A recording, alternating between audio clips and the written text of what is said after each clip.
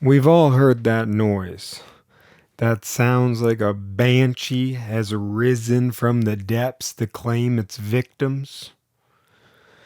You know, the dreaded shriek. That high pitched, loud. I don't have to explain it any further. You lived with someone as long as I have. Love you, honey. And you're bound to heard this noise more than once. And we've lived together so long, maybe too long. I mean, not long enough. Love you, honey.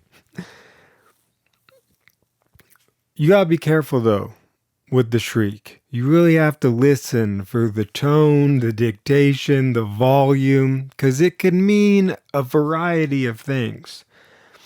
And I used to make the mistake of running in there like a hero, like Leonidas, ready to vanquish a villain.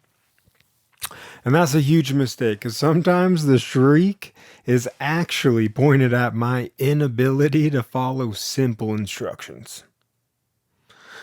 I hear the shriek and I start running like, oh, I'm going to say. And then as soon as the problem is you make eye contact. And the moment you make eye contact with, I make eye contact with first what I've done. It's clear as day. And then I make the mistake of making eye contact, pupils to pupils. You can't run away. Try running away after making eye contact. It's akin to being chased, because that's what's about to happen to me. Now I wait. And I throw everything all right? Because this way, you want to gauge before, because it's pointed at you, I want as much distance so I can get a head start. But if it's a call to action, and there's not many like terrifying things that happen, most of the time it's a creepy crawly. Man, I wish those things would stop getting in this place. Because on the one hand, they've got to go because I can't listen to the, but they can't also be in the house. It's got 8 legs. If you saw 8 legs coming at you, what is that, like 3.5 people worth of legs? You can't prepare for the monstrosity that is that. And they're so small, I can barely see them. I walk in right to a spider's web, going, oh, and where is it? So it's a team situation, right? I grab a shoe because I need something with, be able to destroy and yet, keep distance. And I run in. She points it out. She's the visuals of the operation, right? It's usually like, it's right there. And I'm like, whoa. I always look up. She points right at it, and I always look up, going, well, you never know what's coming from above. But this time, it wasn't like on a hard surface where I could make contact with my shoe. Flip-flop. Honesty. Best policy. And so I'm sitting there, and she goes, if you move it, it's going to scurry away. And now that's all that's playing in my head, right? I can't think of plan of attack, because on the outside, I'm trying to be like, fear is an illusion. But on the inside, the illusion is my fear. I am terrified of this creepy. Have you ever seen a spider bite? There ain't nothing pretty about an arachnid, okay?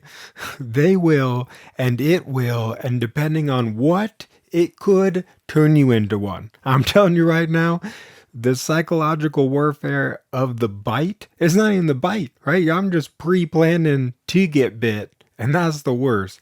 But on the outside, I have to show confidence that I can destroy this bug and save, one more minute in this place. And so it scurries. Oh, does it scurry? And I start, there's only one move. It's the fury, panic, whack-a-mole move where you just start hitting anything that looks like anything. All right. Dust, particles, everything's flying in the air. You're now shrieking, just whacking things. I told her to, you might want to get in the other room because it's about to, I'm about to handle business. That's what I said. But what happened was it handled me and I shrieked. So one creepy crawly later, I won victorious. Shortly then after, though, I was bested by an inanimate object. Because sometimes you want to ride that high of the victory, of saving the day. I apologize to the creepy crawly. It was just trying to do its thing. It didn't know, but I had no choice. And so I went to go get a victory dessert. Oh, and you never want to grab the shopping cart, but you always eventually need the shopping cart. Okay? And last minute, I was like, well, we'll need something with wheels. And conveniently, there was one right there. They're never right there. They're always outside. You don't find them inside. And I thought, well, lucky old me. And the moment I applied any amount of pressure to the shopping cart, it's on wheel. It's supposed to just glide. It's supposed to help you. You're not supposed to help it. This thing didn't budge at all. I should have left it right there to its own demise, right? It was left there as a warning sign to not use. Just like I left my flip-flop inside where I had made the, to warn others, I will be back. No. So the shopping cart, I don't know what wheel didn't work or what glue had become, but I powered through because I was like, I'm not losing the convenience of having a shopping cart right here. Even if it has only 3 wheels that work and 1 wheel that is trying everything in its power to not let me do anything. I'm telling you, it gave me it faked me. It self-faked me, okay? Because the moment I tried to turn down an aisle, oh, did it jam up like there ain't no tomorrow. I don't know what. It was working, and then all of a sudden, its momentum caused a break in everything. I started to apply pressure to this thing like I was about to throw it. I don't know what happened. Like I was like, this is not happening. And it happened in front of somebody who was like up on a ladder for no apparent reason.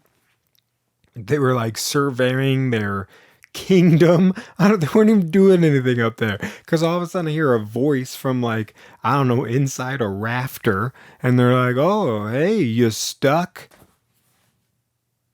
Now is not the time to point out the obvious while I'm like pushing on this thing like I'm about to get ready for a race, like 100-meter down. I'm like, I'm stationed firm. And then my girlfriend tried to help by getting in front of it. And I instantly, I was like, what do you think? I was about to push this thing like either one of two things were going to happen. I was going to send this thing flying because all of a sudden that's when it works, when you apply so much pressure to it that it just was like, oh, I have no problem at all. And it would just glide into everything I was about to, I would run her over. Or it would apply so much feedback to my system, it would send me flying, and knocking over all the pedestrians waiting to also turn down this aisle. I'm telling you, and I just wouldn't let it go. I just kept pushing around, getting stuck, pushing around, getting stuck. I was getting so upset, I just gave up halfway through our adventure. It was just going to the store, and it's not even that big of a deal, right? I should have given up and just grabbed the 3 things that was in the bucket, but it's the principle of the thing, folks. And I finally had made it to the exit, and I saw my final obstacle, a lip. which was for sure gonna turn this cart into Swiss cheese. And I thought, oh no. And so I figured maybe I'll just lift it, just pick up the whole thing and just carry it over. At this point, I was just trying to get outside to a cart, and I was going to do a little switcheroo. Oh no. And then I hear another voice, someone behind me going, oh no, watch out. If you don't move, I'm going to crash into you. I was about to throw the cart at this person. Luckily, they turned around and got me a new cart and helped me out. And it just, wound up being one of those, haha, but no, here you go. And then they gave the advice as if I didn't know what to do, right? Like they gave me a new shopping cart and they're like, oh, just transfer everything over. And in my head, that's all I was planning to do. And of course, my girlfriend was like, oh, you should have thought of that. I was in a plan of action. Okay. I don't talk. I do. No, apparently I get stuck. So, I don't know what kind of prank that shopping cart was trying to pull on me, but it's got to stop. In fact, we've had a downcline in pranks. I've never been too much of a fan of pranks, but now I think they're just getting out of hand. Like there was one I heard where it was like a graduation and their plan was to walk cows, follow me here, up a flight of stairs to the roof. And you're thinking, what is the purpose of that? What does that accomplish? And they're like, well, cows can't walk downstairs. So what's the point of walking them upstairs? Well, you got to get a crane, it's funny. Who is it pranking though? The cow? Like, I don't understand what the logic was, or it was just the fact that they figured out cows can't walk downstairs and it was a theory they were willing to attempt to the point of calling it a prank. I was like, there's gotta be a little bit more to this. Then I saw one the other day that has haunted me. There's no way that somebody thought they just walked in and threw a can at somebody's face. You can't just be throwing cans at people and calling it a prank. Like there was no setup, there was no point. It was just, here's a can, here's a face, and the two connected brutally. So, no more of, that's how you know. When pranks just become destruction of property or people or things, it's not really a prank, all right? There's gotta be some nuance. Maybe I'm just getting too old for this prank game, right? Like that's how you know. When you start like, you going, whoa, whoa, whoa, can we get a little nuance to this whole thing? And with that, the one thing about having a creepy crawly in the house is as soon as you get rid of one, all you think about is them in your place or on you, right? Because you know that revenge is coming. So with that, I gotta get out of here and set up a bug trap. So thank you guys so much for watching. Until next time, bye-bye.